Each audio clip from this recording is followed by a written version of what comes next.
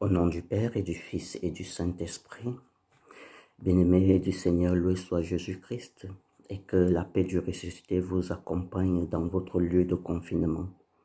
Je voudrais très rapidement partager avec vous le message, ma méditation de la parole de Dieu de l'évangile de ce dimanche, qui est tiré du chapitre 24, versets 13 à 35 de l'évangile de Luc, qui traite souvent de façon commune des disciples d'Emmaüs. Et je voudrais porter au cœur de notre vie spirituelle aujourd'hui, à partir de l'évangile, un thème.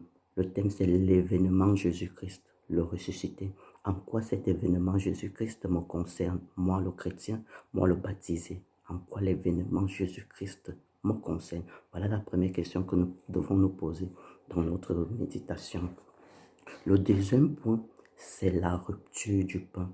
C'est au moment que le Christ est à table avec les deux disciples d'Emmaüs qui se laissent voir, qui se laissent découvrir, et leurs yeux s'ouvrirent, ils le reconnurent quand le Seigneur a rompu le pain. Tout cela symbolise donc ce que nous célébrons aujourd'hui comme Eucharistie, comme la messe. C'est la rupture du pain instituée par le Seigneur lui-même. Et chaque fois que nous allons à la messe, nous allons à la rencontre du Seigneur, le découvrir, le redécouvrir chaque jour.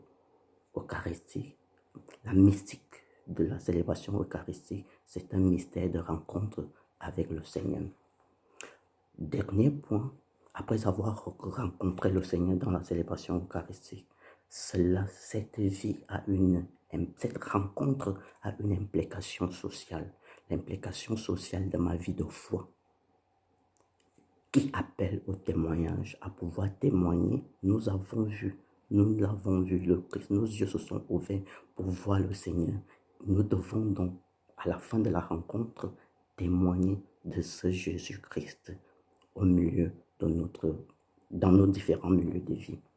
Oui, frères et sœurs, c'est encore possible aujourd'hui de rompre le pain. Le Christ a rompu le pain, c'était sa vie, il s'est donné lui-même. Aujourd'hui, nous devons être capables de continuer à rompre ce pain par notre vie quotidienne, à travers les actes concrets d'amour, de compassion, de tolérance, de pardon, chaque jour autour de nous. Voilà comment nous continuons à rompre le pain. L'événement Jésus-Christ, la mystique de l'Eucharistie, le témoignage de la vie chrétienne. Voilà les trois éléments qui peuvent nous aider à mieux vivre ce dimanche.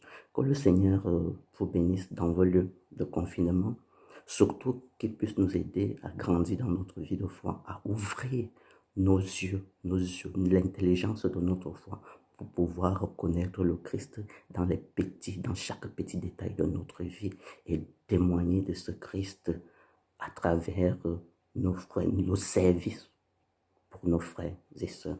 Que le Seigneur vous bénisse au nom du Père et du Fils et du Saint-Esprit. Amen.